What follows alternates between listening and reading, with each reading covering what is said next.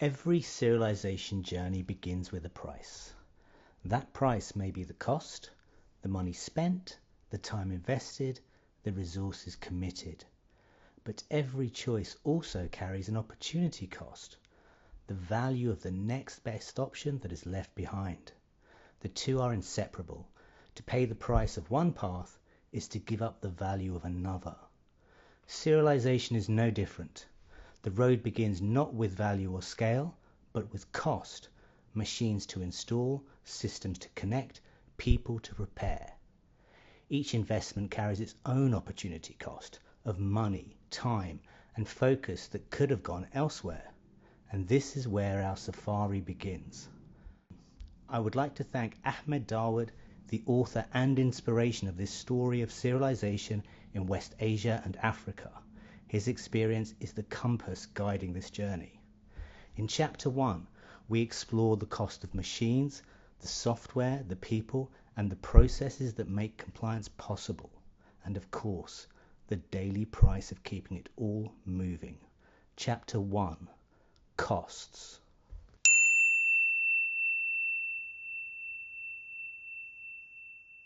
Our story starts on the factory floor. A line that once pushed out boxes in bulk now needs to give each pack a unique identity. Printers, vision systems, aggregation machines. To comply with the new rules, ordinary packaging must become compliant packaging. For some companies, this means a $30,000 upgrade. For others, it's $500,000. Either way, the bill arrives before a single product leaves the line. Compliance demands its payment up front and leaves the business asking, if I've spent this much, how do I ever get it back?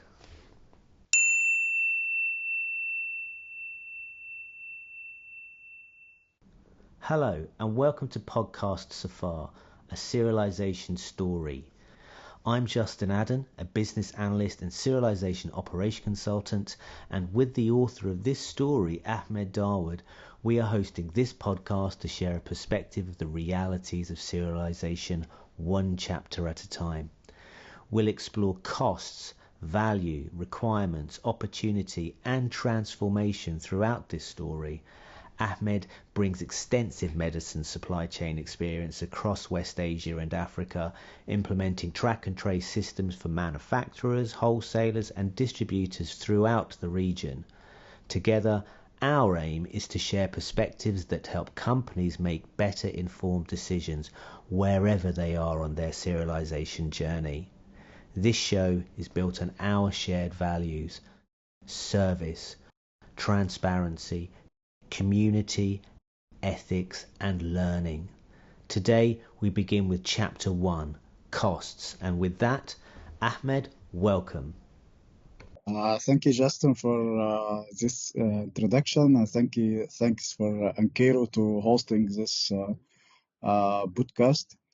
I think, as we earlier mentioned, we need to take the serialization journey from operation perspective. We are in this podcast, we will focus in from customer perspective. We will see the track and trace from operation point of view, and we will highlight the during our journey in this podcast the challenges, the cost of applying track and trace, and what is the value and the impact of the operations after applying track and trace in the manufacturers, in the wholesalers, and also in farmer side, and from high point of view about how the track and trace can affect the supply chain positively, and how we can use the track and trace not for compliance only, but for enhancing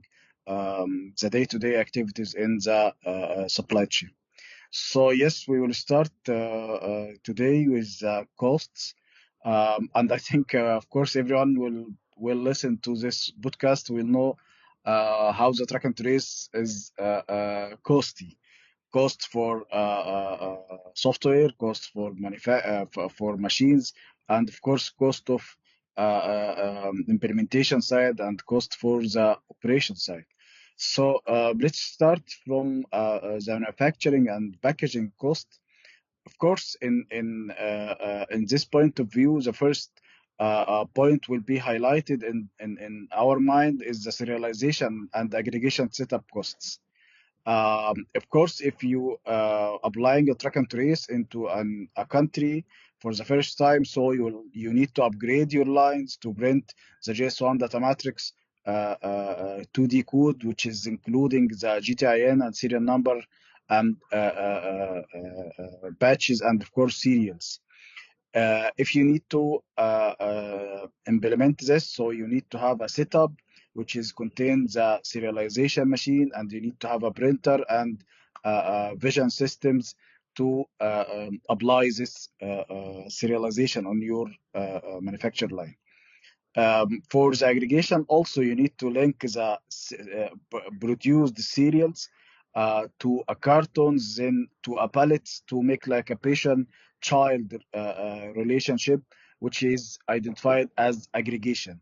Um, if you if you need to make this, so you will need aggregation setup, which is include aggregation machines. Then you need some smart hardware like scanners, and of course you will put a labels on boxes or a pallets to identify the SC on each pallet and carton.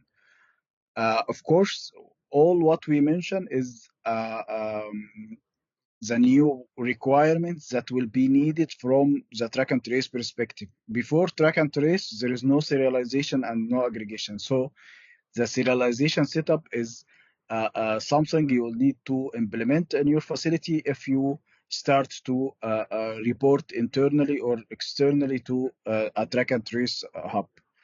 The average cost of serialization and aggregation hub, serialization and aggregation setup is around vary from 30K to 500K according to number of lines you will put a serialization and aggregation machines on your facility.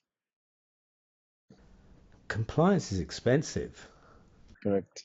$30,000 for a small manufacturer can feel overwhelming, while half a million for a larger one can feel like a gamble with no guaranteed return.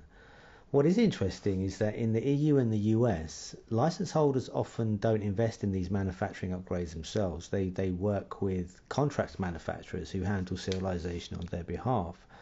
But in West Asia and Africa, that model isn't always practical or available. So, Ahmed, is that why some businesses look to outsourcing instead to balance the costs while still meeting compliance? Uh, Correct. One of the solutions, as you mentioned, to outsource the serialization and aggregation process. Of course, this is can be a good solution, but it has some risks also. Like you need to transfer the products each with each batch from your facility to the 3PL or the third party or outsource entity to serialize and aggregate the product, and maybe sometimes you will return it back to your facility to distribute it to your agent or your wholesaler. So this is maybe a risk for transferring the products many times. Maybe some of them will be damaged or something like this. And of course, if you are transferring a product, you may have some lost items during this journey. But still, this is one of the valuable solutions to make it easy for the manufacturing and the license agent to decrease the cost of serialization and aggregation. But one of the point also, if they invest in this setup, this will be assets. So you will not need every time to move your patches to another outsource agent. To also, it will be costing you money for each batch, which will be added to the cost of production. So yes, correct. This is one of the solutions. It has pros and cons, and of course, every licensing agent will have this uh, decision as per its situation. That's clear. Even the outsourcing options come with its own costs, right? Refining core operating procedures, managing supply chain data, adjusting partner contracts, and so on. In Europe and the US, we tend to see a more shared model of risk, and it continues to move in that direction for better or worse. The supply chain isn't actively regulated, but the MHs, CMOs, and 3PLs are generally experienced. Still, their practices and interoperability can differ.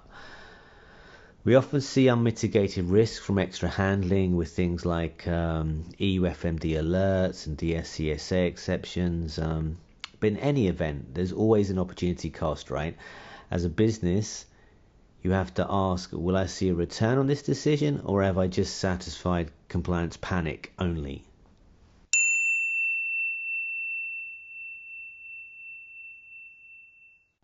The next challenge is less visible and often more costly.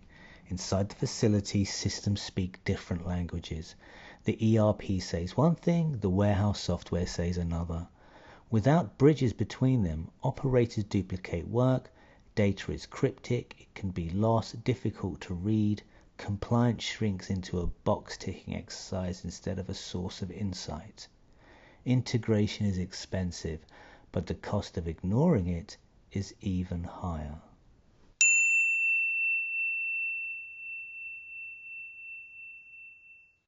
Ahmed, we've talked about serialization and software integration as being where things can get really complicated. Many manufacturers we know already have an ERP or a WMS which handle daily operations, but track and trace software can speak a different language. What challenges do companies face when they're trying to make these systems talk to each other? Um, of course, as all the stakeholders of the track and trace knows, after applying track and trace, you need first to have a solution to report to the national hub your current transactions, and you have also in your facility your enterprise solution. So, for example, if I have a WMS or I have ERP, it's this is working with the concept of product and batch and the quantity. And if you have a track and trace solution, or even you are reporting through directly through the national hub, so you will use the serialization concept. You will report a serial, batch, GTIN, and quantity. So this is a completely different scope between the two softwares. So if you have two softwares in your facility, so you need to have track and trace solution to report your transactions to the national hub, and you need to have, of course, you have enterprise solution to organize your day-to-day activity inside your facility. So you need to integrate both systems together to make it easy for your operator not to do a parallel operations when you receive a shipment. So the integration is the most important point here to make the data easily flow between the two systems and make the life of the operator is much easier. Why this is considered a cost? Because this is very difficult to integrate the two systems together. It will cost you a time. It will cost you a money, of course, because your legacy software or your current software need to make investment in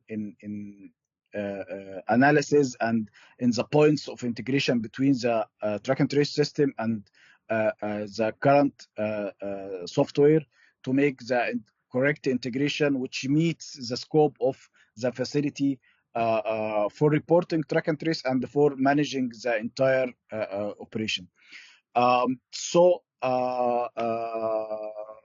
this is something which need time and effort, of course. Um, Before applying track and trace, if you have, for example, in hospital, if you have HIS or you have a point of sale in the pharmacy, both of them scan only the national code, the international barcode, or just maybe you will scan their own barcode. But after applying the track and trace, you need to scan the JS1 data matrix barcode to report the process of dispensing to your patient. Also, some of the HISs, maybe it is just to highlight the dose after it's dispensed or administered to the patient, but there is no scanning for the barcode.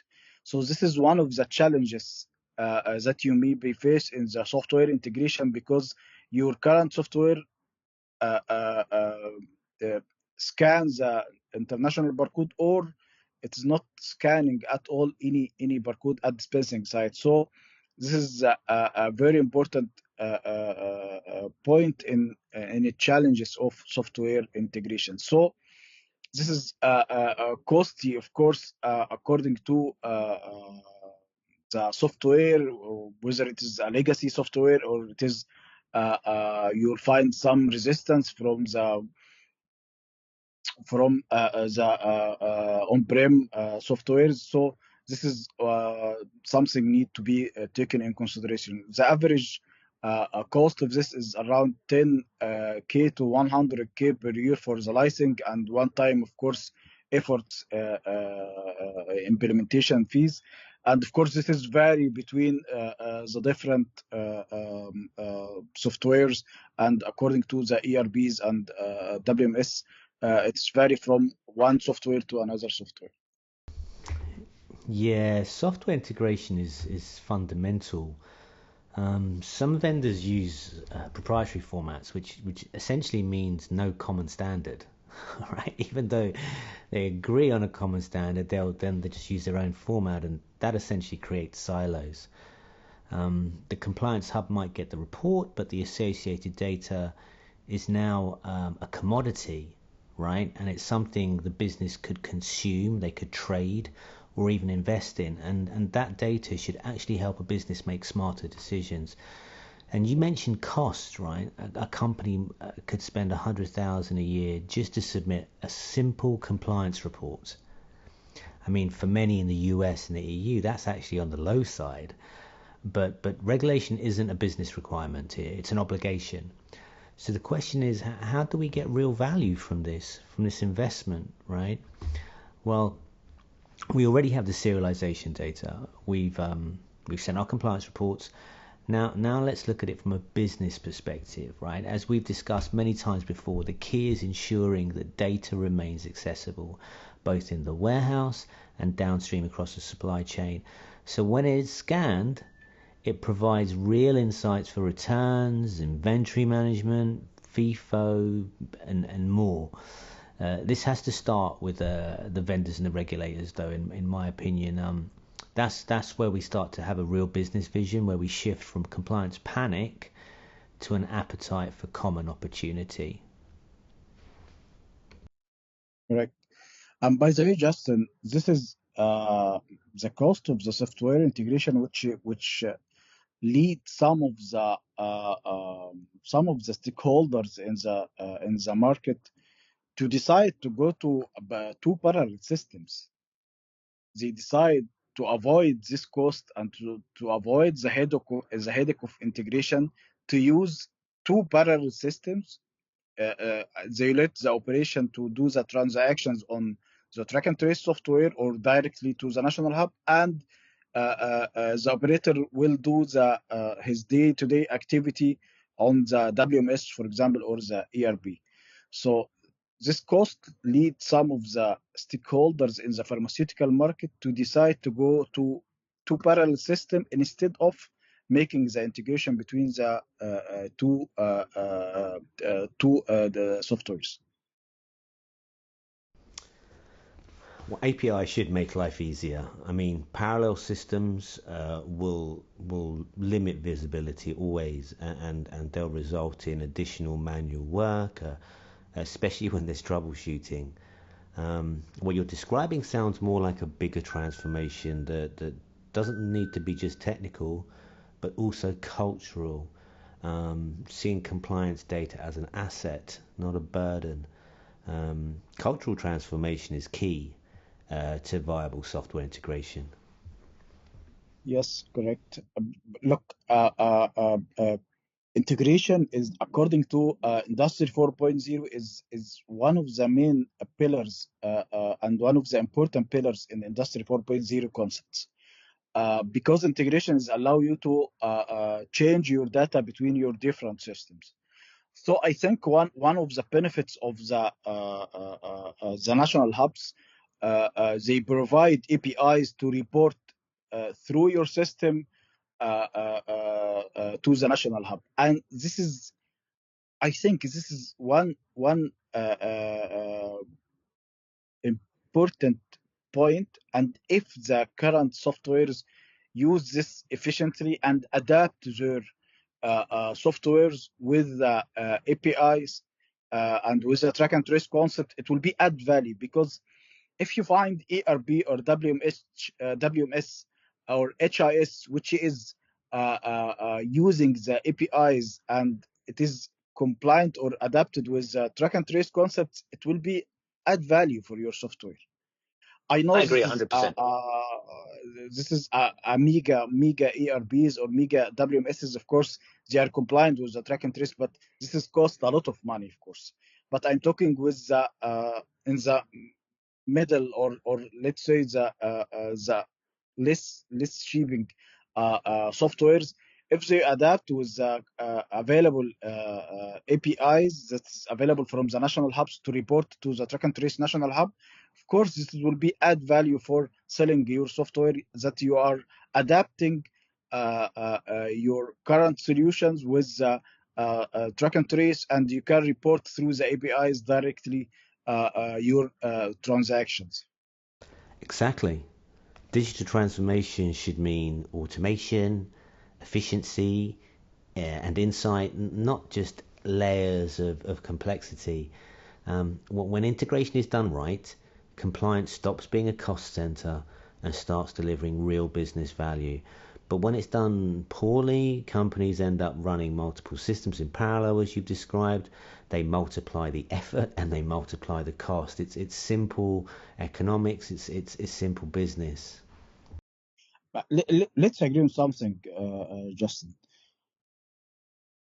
Track and trace is type or something, some sort of digital transformation, correct? Yes.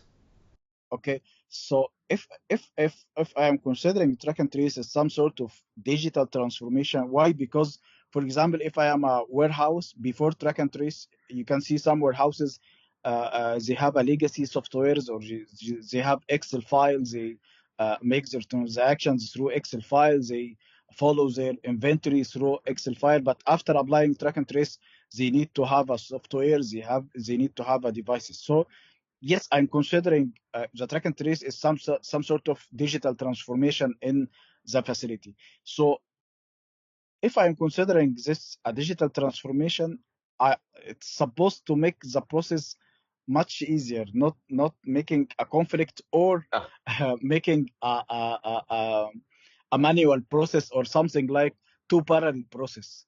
So completely. yes, track and trace is a digital transformation. So software integration must be something easier to do to enable or empower this digital transformation, not working with two parallel softwares or adding more efforts on the operation. No, we must support the integration, make it easy for the between the two different softwares, and also the enterprise softwares like a WMS, like ERB or a point of sale or HIS. they must adapt to on the track and trace, because as you see now, uh, uh, only in 2025, around my region here, around 5 or 6 countries is announcing to start a track and trace. So if you are insist to continue as a legacy software, or you are not adapting your software with the track and trace challenges, so if you're not innovate, you will evaporate. That's good. I like that. There's a trinity. There's a trinity with digital transformation, right? Automation, efficiency, and insight. Serialization is basically digitization, right? Um, but in some cases, implemented systems and processes are cumbersome, unfriendly. Your data, your commodity, which is that data, is behind a paywall, controlled by the vendors and sometimes third parties, who essentially find ways to spin, market, and sell back customers' data back to the customers. Yep. Yep. So customers need to be more aware in the future with the foreknowledge that serialization data is their commodity, right? And the customer has options. There are loads of options. I think we have this discussion before when we said it's about awareness. Yes, if the business owner of the thing is knows what he need, what his facility needs, I think he will prepare a good business requirements to choose the very good business partner to implement the track and trace in his facility. Definitely. I mean, requirements is another chapter we're going to be going through, right? But they're key for any business.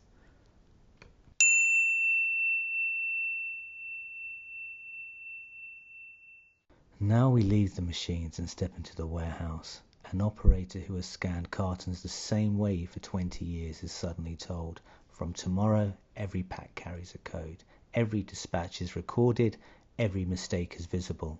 The human cost is fear, a fear of change, the fear of failure. Too often businesses underestimate this stage. They treat training as a software tutorial, but real training is about awareness, why serialization exists, how it protects patients, where it brings value and opportunity, and what it means for everyone's daily work. Without that awareness, resistance grows, parallel systems appear, silos emerge, and costs spiral.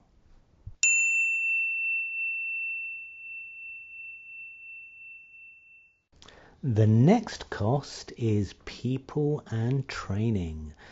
We often see projects fail not because of the technology, but because the operators weren't prepared for the change. This is a very interesting topic. A very important topic. Look, when I did many implementations before, but the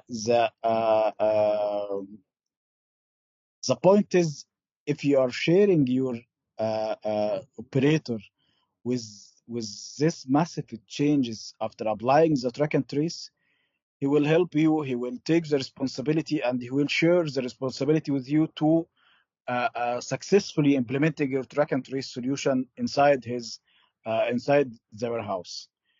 So I think the awareness and the training and sharing the knowledge with the operator inside the warehouse, not the warehouse manager, not the warehouse supervisor, with all of them till the level of the operator, you need to share this changes with him from the first day of implementing the track and trace.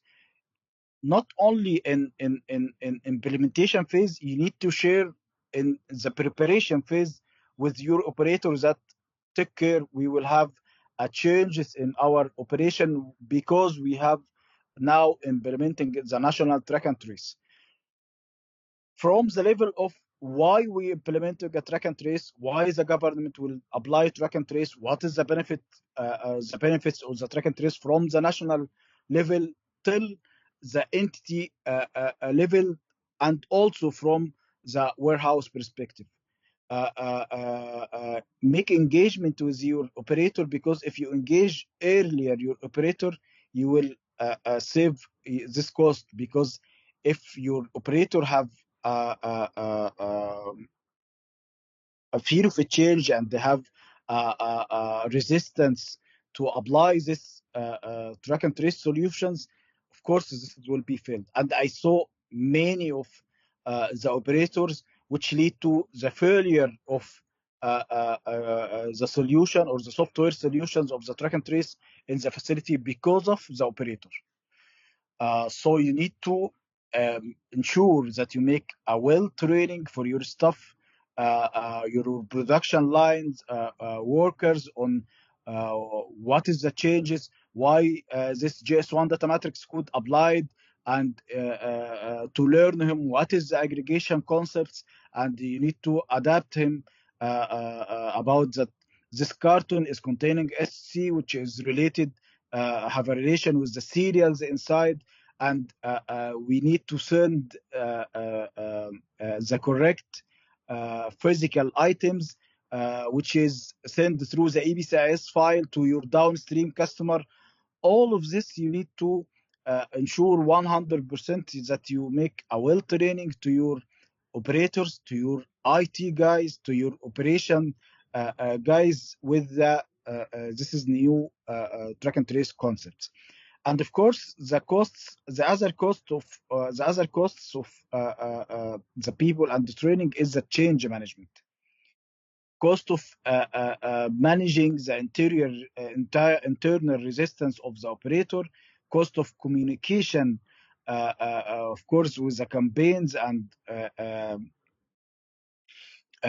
training, and also some sort of invite people to leave their jobs to make a training for their operator on the track and trace.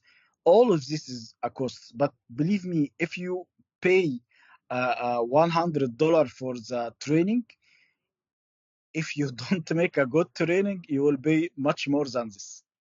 So you need to ensure 100%, not from the implementation time, from awareness time. Once you have track and trace implemented in your in your country, you need to make awareness sessions for your operator before implementing the track and trace in your facility. If you do a good training, I guarantee to you that the $100 that you spent on training, this will be advantage for you, because you will satisfy your customer. You will correctly and successfully implementing your track and trace in your facility with the engagement of your IT and for your operator and for your warehouse managers. Training is very important, not just for technical or vendor-led training. It must be a cultural change, as we've said so many times before, right? You need to teach people to understand the concept of serialization from a business operations perspective. And this will make it easier for people to understand why the change exists and their respective role in the team. Um, Instead, like some vendors make serialization very complicated. One vendor even offers a paid university subscription to tell people how to do their job. Personally, I find it comical because serialization shouldn't be that complicated. You have to pay your vendor to tell you how to use the system. I mean, that's just a badly designed system. Though viable training is often overlooked, and training can be delivered too late sometimes after go live, and it becomes damage control instead of preparation. Correct. This is one of the points that I need to highlight it. When I'm talking in people training, I'm not talking on the software, the track and trace software training, because uh, uh, um, the software, the track and trace software training is focusing on uh, um, they will train the users to how to use the track and trace solution. I'm talking about increase the awareness of your operator about the whole journey of the track and trace, the whole Absolutely. Absolutely. mindset of the track and trace. So Definitely. I agree. at this point, I'm talking about not on in the software track and trace solutions training. I'm talking about a business training, Right. which will you clarifying why the government is applying track and trace, and why this is important for your facility, and what is the concept of serialization and the aggregation, and how this will affect each step of implementing a track and trace, each step of the inside operator. Because when track and trace is started, your receiving criteria will be changed, your dispatching criteria will be changed, your preparation criteria will be changed, your turning your stock, if you have expired item or damaged items, also will be changed. So all the entire process of the warehouse will be changed. I need to adapt the user and instruct to the users the concepts of the track and trace from operation perspective, not from the track and trace software perspective. Exactly. Vendors often position training as a billable service, but the real learning should happen inside the business. And it's surprising. Again, a particular vendor will make a lot of money from selling training to customers, whereas other vendors include the training as part of the implementation. And the tools are generally easier to use. So um, that's a key. That's a clear sign, I think, for a lot of customers to be aware of, is if the application isn't easy to use and it requires a lot of training, that's a stop sign, basically. But the importance is that the operator understands their role in safeguarding the supply chain. Compliance becomes a shared mission, not an obligation. Correct. It look it if you يعني for the, and this is what I'm seeing in my journey with the track and trace. The operator consider the, as you mentioned, the vendor training for the track and trace. The operator see it like you will implement a new software in my facility, but I'm trying to focusing on, we we are not we are not only we will implement another software in your facility, because for any new software implementation you will find a resistance. This is Yes. all of us will agree on this, but I need to learn the operator that we don't only implement a new software in your facility, we implement a new changes in your operation.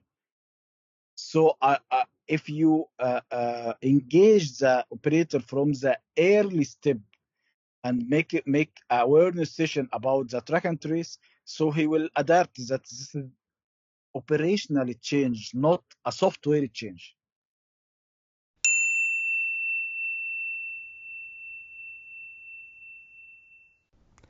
In this first half of Chapter 1, we've explored cost in its most visible forms: machines, software, people, and the ongoing demands of daily operations. But the journey doesn't end here. Beyond the factory and the warehouse lie deeper costs: infrastructure, compliance, fines, and the hidden pressures that take companies by surprise. Those are the challenges we'll uncover in part 2 of this safar.